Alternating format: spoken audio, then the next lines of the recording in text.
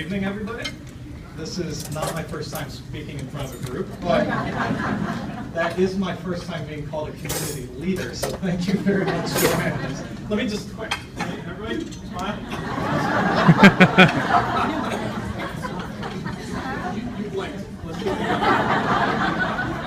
All right, ready? There we go. That's it. That's a keeper. We're in a changing world. I don't know if you know this, but today is actually the 13th anniversary of the release of the iPod by Apple. Yes. So I thought that's why we were here, but apparently not. The iPod obviously was a music platform, and it went in to become the iPhone, which I actually just got this year. I'm way behind the times. But the times have changed so much. And they keep changing. Everything, it's so rapid, it's so fast. I mean, I started with youth ministry 13 years ago when the iPod was introduced, and now there's iPhone. Now I can post that picture instantaneously to all of my followers, all 208 of them. I know that's pretty sad, but it's at Drew Huber. So the Rutgers people, if you guys could all follow me back there, that'd be awesome. Actually, it's changing so much. I got an email this morning that said that if I send $340 in, then Bill Gates will send me $1 million. So, I mean, I don't know if you, I'm behind a little bit with the iPhone, but I'm catching that one. So I'll forward it to you guys. I joke about this because as the times are changing, the pressure on teens today is changing as well. I mentioned my 208 followers. Well, when I was in high school, there was pressure to have friends. We all wanted to have friends, of course. But that has changed now because now it's quantitative. Now there's an actual measurement of how many friends you have. Thank you Facebook for that. And I have 208 followers. You can measure how many people like me now. And I joke about that, but that's true. Like, kids have this inordinate pressure on them to have friends, to be popular, to have quick, witty things that they can post online that their friends can laugh about, that they can follow. And that pressure, as you know, can lead to depression, which can lead also to suicide.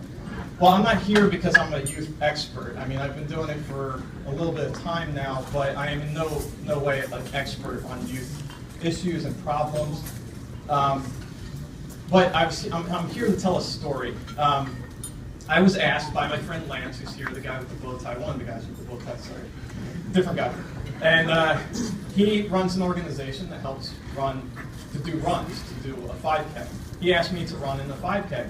And he told me that the organization was Contact We Care. So I looked up what Contact We Care was. I had no idea. And it's a suicide prevention hotline. It's the gist of it that I got. Well, that's near and dear to my heart, because I lost an uncle to suicide, and I also lost a friend when I was in high school to suicide. And so for years I gave to suicide prevention things, suicide prevention hotlines and different things. And I'll be honest, it kind of faded over the years. It kind of faded. I stopped giving. And it's not that I stopped caring, but I stopped thinking about it.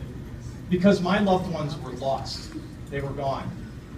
And so it wasn't on the forefront of my mind so much anymore. But I decided to do this 5K because it's something that I care about. I haven't lost my care for it, but it just wasn't in the front of my mind. So I went and I ran a 5K. It was the fastest 5K I've ever run. Thank you very much. I'm not going to tell you my time because it's pathetic. It wasn't my personal best, but it's a terrible time. So I won't tell you what it was. However, I'm not here to tell you my story. The amazing thing from that day was that I have teens in my youth group, and I mentioned to one of the teens who likes to run a lot that I was doing this 5K. And she said, well, what's it for? And I said, it's for this organization called Contact We Care, and we're texting. I said, it's called Contact We Care, it's a suicide prevention hotline, blah, blah, blah. I'm telling her all this stuff. She says, I know. They saved my life.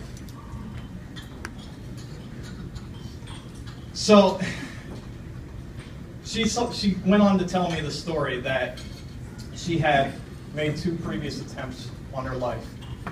And there was a night where she was getting ready to make another attempt on her life. and her mom came into the room and found her. And her mom didn't know what to do. And she tried reasoning with her, she tried all that she could to try and had previously tried to reach her, and just didn't know what to do. And somehow she got onto the phone with contact with care. Mom made the phone call. And my friend refused to get on the phone. So the wise person on the other end of the phone in contact said, put me on speakerphone. Put her on speakerphone, and they started to have the conversation.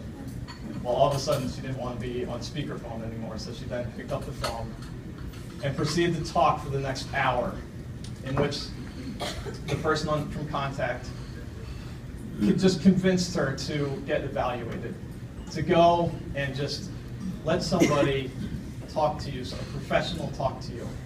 Well, because of that, she ended up into a program, an inpatient program, where she was there for a few months or whatever it was to be restored to health. And she's alive today because of what contact does. And so that's the story. That's the story that I came to share with you.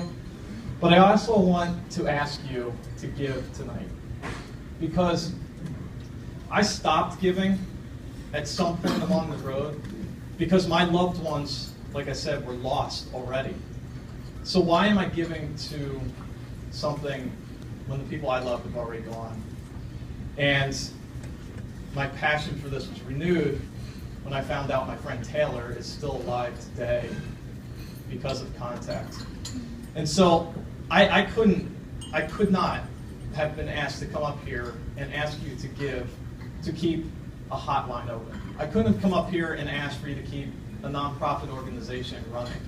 But I can, and in good conscience, will ask you to give generously, because this organization is not about a hotline. This organization is about lives saved. And how often are you asked to give money for anything other than getting lives saved? I mean, I'm asked to give money all the time, but this is a tangible way to give money to actual saved lives. And I personally think that Taylor's life is worth that.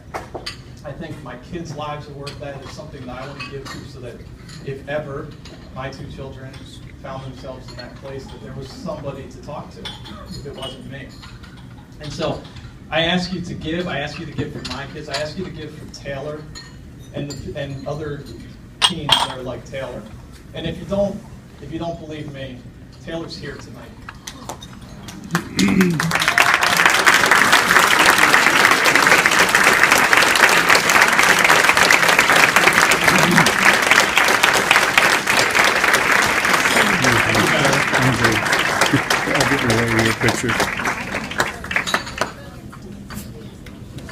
And just so you know how to give,